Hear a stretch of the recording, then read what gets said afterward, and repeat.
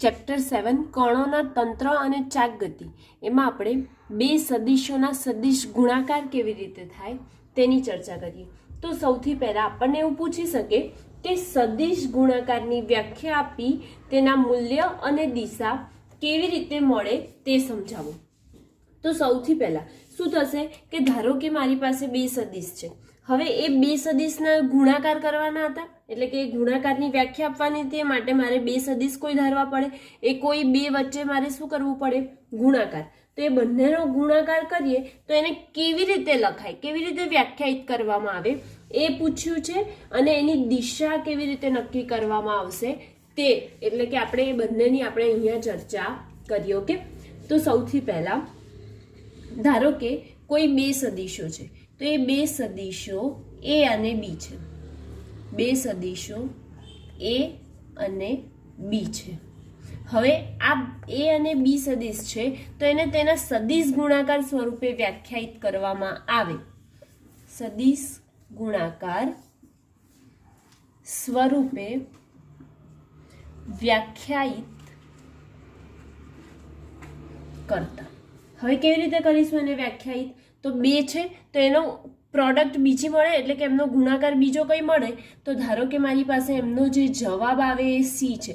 તો સદિશ સી બરાબર એ ગુણ્યા બી થાય, એટલે કે એ ક્રોસ બી થાય.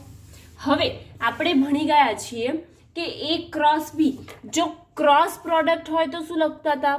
Sine theta. અને જો ડોટ પ્રોડક્ટ હોય તો કોસ થીટા લખતા હતા. આવું આપણે ચેપ્ટરમાં જે આના આગળનું ચેપ્ટર હતું 6 એમાં જોઈ લીધું હતું, બરાબર. તો અહીંયા શું લખીશું? ક્રોસ પ્રોડક્ટ છે. Cross product that means A B sine theta થશે. એ બી સાઇન થીટા, પરંતુ સદિશોનો સદિશ ગુણાકાર છે માટે તેની દિશા હશે. તો તેની દિશા હોય એટલે કે સી યુનિટ વેક્ટર આવશે, એટલે કે યુનિટ વેક્ટર ઓફ સી, બરાબર. સદિશ ગુણાકારને તેમના બે સદિશો વચ્ચે ક્રોસ કરીને દર્શાવતા હોવાથી આપણે તેનો ક્રોસ ગુણાકાર કહીએ છીએ. આને શું કહેવાય? આપણે સાદી ભાષામાં જોવું હોય તો ક્રોસ ગુણાકાર. ઓકે, સદિશોનો સદિશ સાથે ગુણાકાર એટલે ક્રોસ ગુણાકાર જ હોય. તો હવે બે સદિશ જે છે એમનું માન શોધવું છે, એટલે કે આ બે સદિશનો ગુણાકાર કરીએ તો એનું માન શોધવું છે. તો એની વચ્ચે કોઈ ખૂણો બને છે. તો પહેલું કે બે સદિશો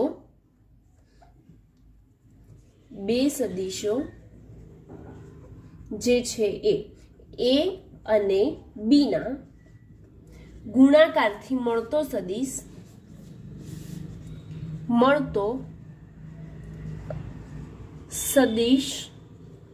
એ સદિશ સી છે. તો એને દર્શાવવા માટે આપણે જો સી નું માન શોધવું હોય, એટલે કે દિશા હમણાં નથી જોઈતી, આપણને ખાલી આનું શું જોઈએ છે? માન એટલે કે એની વેલ્યુ જોઈએ છે. તો સદિશ સી નું માન અથવા તો મેગ્નિટ્યુડ ઓફ સદિશ સી બરાબર શું લખી શકાય? સી બરાબર એ બી સાઇન થીટા. હવે એ બી સાઇન થીટા જે લખ્યું એમાં આપણો થીટા શું થઈ જશે? થીટા એ અને બી વચ્ચેનો ખૂણો છે. તો એ અને બી વચ્ચેનો ખૂણો. એવી જ રીતે જો મારે આ આપણે માન શોધ્યું, એટલે કે એની વેલ્યુ શોધી. હવે સી એ અને બી ને લંબ હોય તો શું થાય? સી એટલે કે વેક્ટર સી એ અને બી ને લંબ હોય, એટલે કે એ અને બી ને લંબ હોય. લંબ હોય એટલે કે પરપેન્ડિક્યુલર હોય. પરપેન્ડિક્યુલર એટલે કેવો ખૂણો બનાવે? 90 ડિગ્રીનો બનાવે.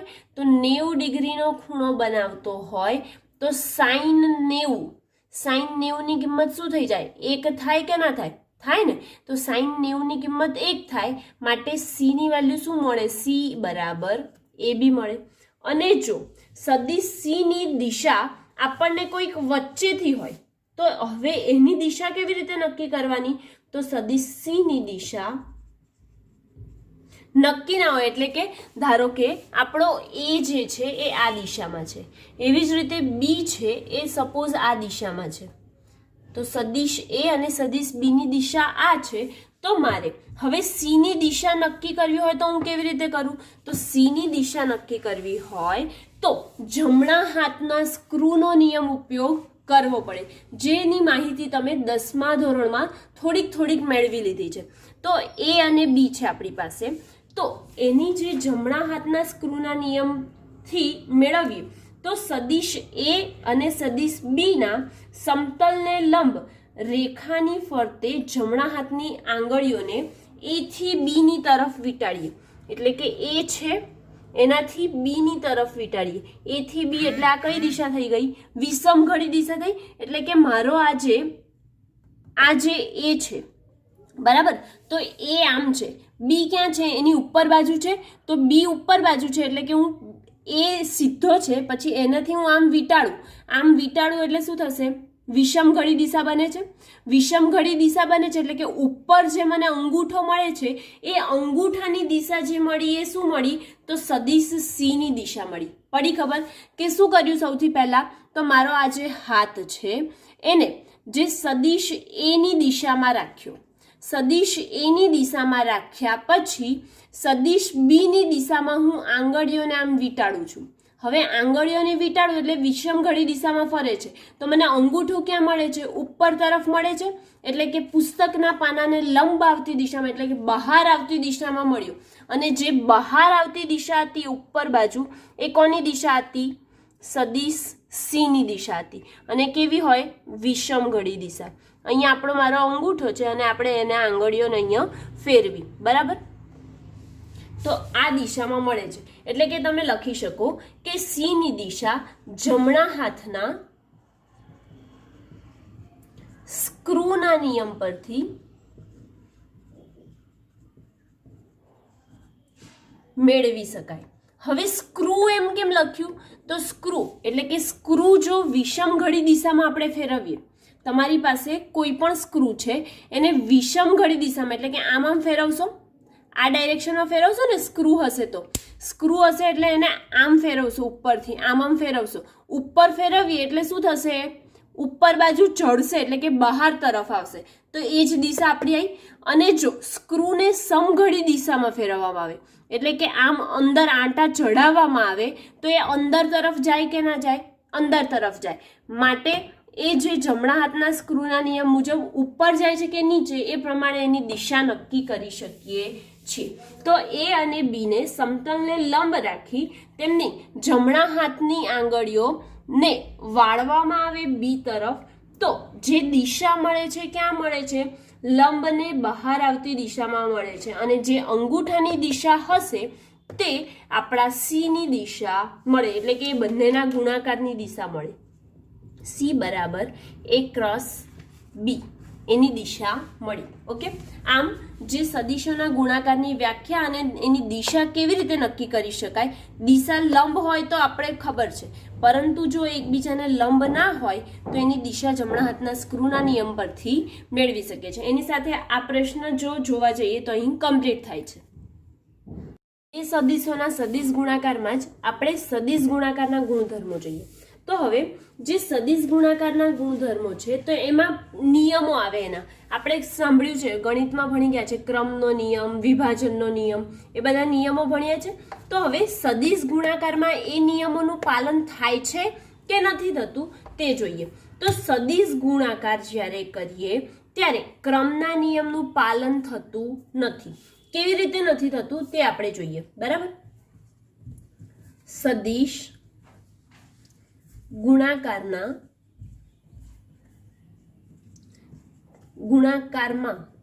ક્રમના નિયમનું પાલન થતું નથી. એટલે કે આપણે A cross B does not equal to B cross A એવું લખાય. કેમ કે આપણે ખરેખર ડોટ પ્રોડક્ટમાં શું હોય કે 2 ગુણ્યા 3 કરીએ તો 3 ગુણ્યા 2 બંનેનો જવાબ સરખો આવે. પણ જ્યારે સદિશ ગુણાકાર કરીએ છીએ ત્યારે આ કન્ડિશન ફોલો થતી નથી. એટલે કે એનું પાલન થતું નથી, બરાબર. આ પરિણામ જમણા હાથના સ્ક્રૂના નિયમથી મેળવીએ. કેવી રીતે? તો ધારો કે એક્સ દિશામાંનો ઘટક મારી જોડે -x એટલે કે x અને -x જાય છે. એવી જ રીતે બીજું y એ -y પર જાય છે.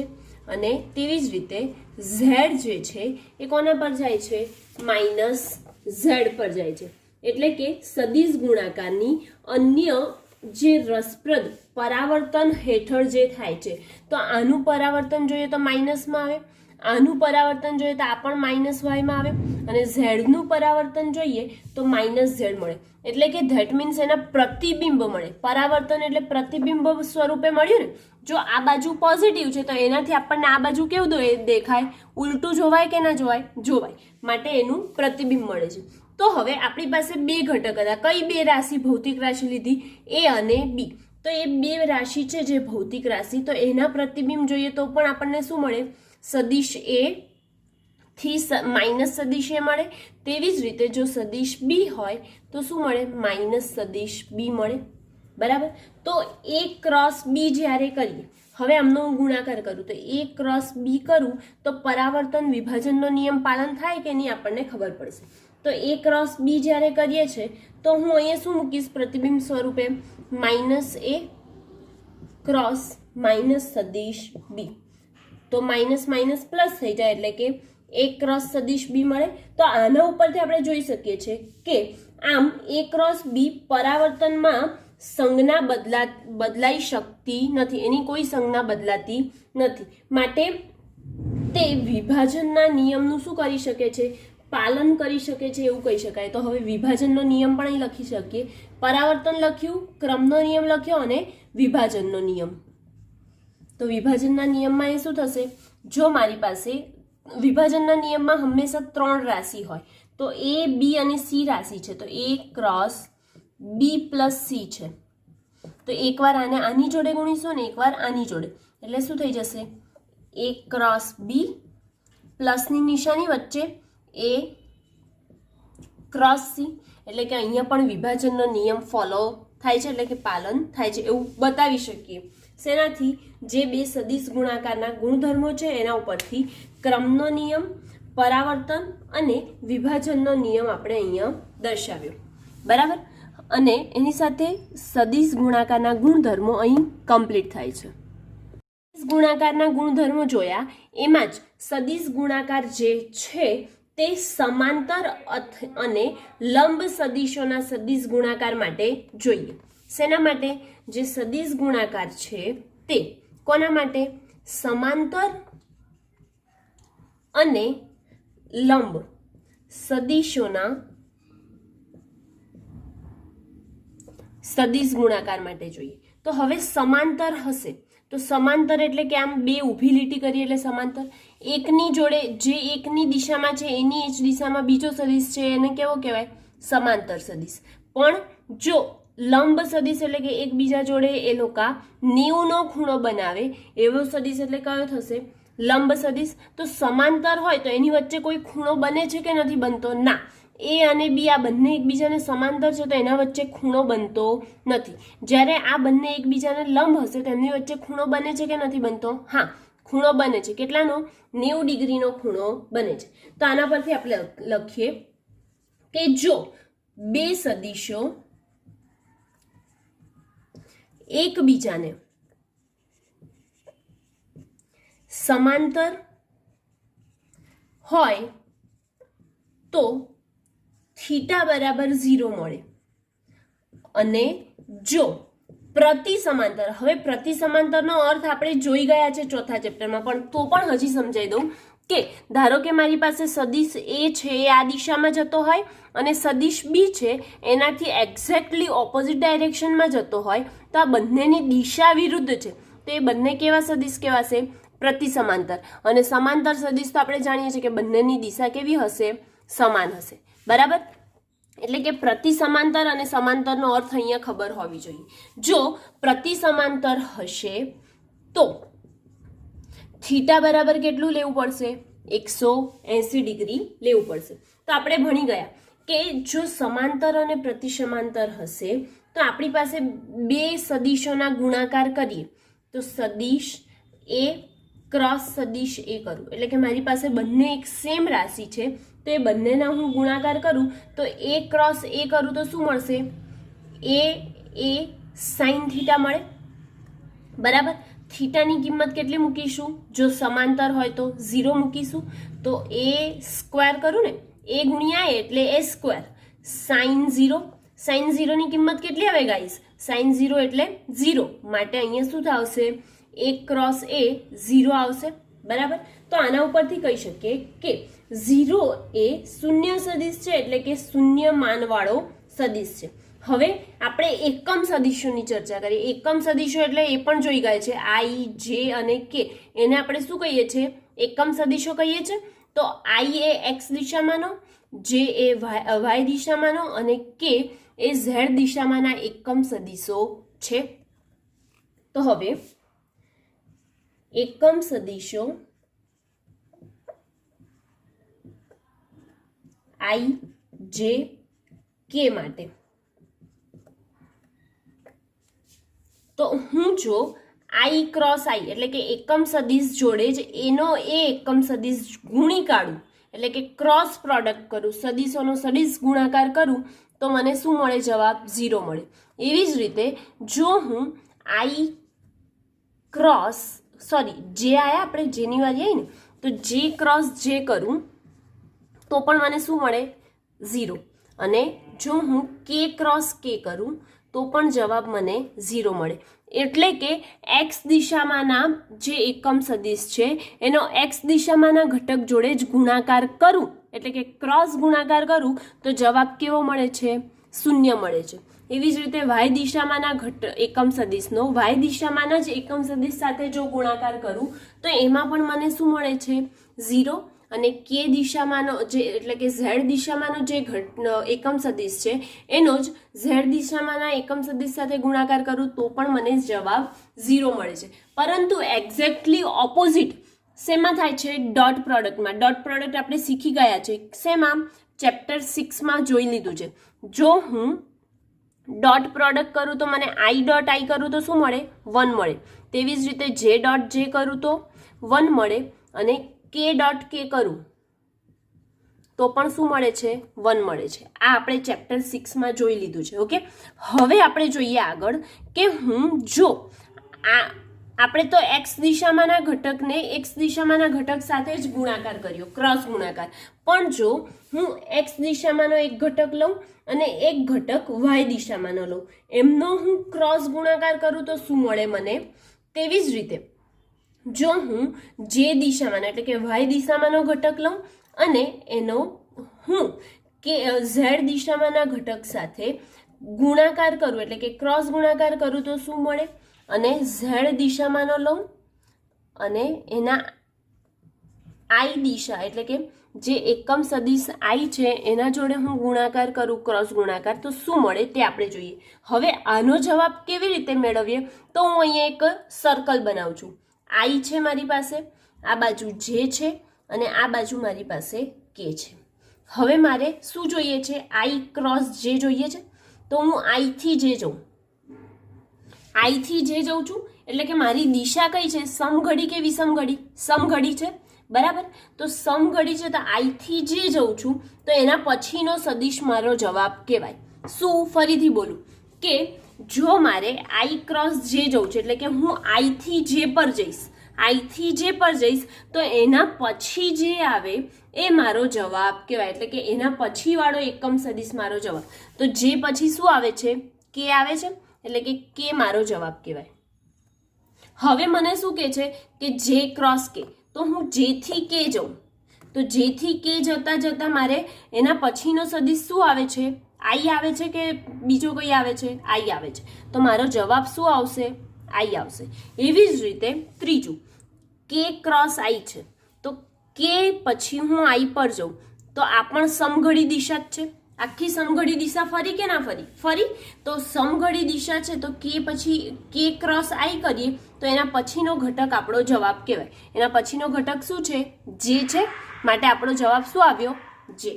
હવે સેમ આવી જ રીતે એટલે કે જે પ્લસ છે એના માટે આપણે લખ્યું. એવી જ રીતે જો મારી પાસે જે ક્રોસ આઈ છે, શું છે મારી પાસે? જે ક્રોસ આઈ, તો હું આઈ જે કે તો જેમ લખતા હતા એમ લખી કાઢું. હવે હું આઈ જે કે લખું છું તો મારી જોડે શું છે? જે આઈ છે. તો હવે મારી દિશા કઈ છે, સમઘડી કે વિષમઘડી? જેથી આઈ જતા મારી દિશા સમઘડી છે કે વિષમઘડી છે? વિષમઘડી છે. વિષમઘડી છે માટે આપણે જાણીએ તો છે કે જે લખવું એના પછીનો મારો જવાબ આવે, એટલે કે જવાબ તો આપણો શું આવશે, કે જ આવશે. પરંતુ આ દિશા કેવી છે, વિરુદ્ધ છે, જઈએ છે એનાથી વિષમઘડી દિશા છે, માટે આગળ નિશાની શેની આવશે, માઇનસની નિશાની આવશે.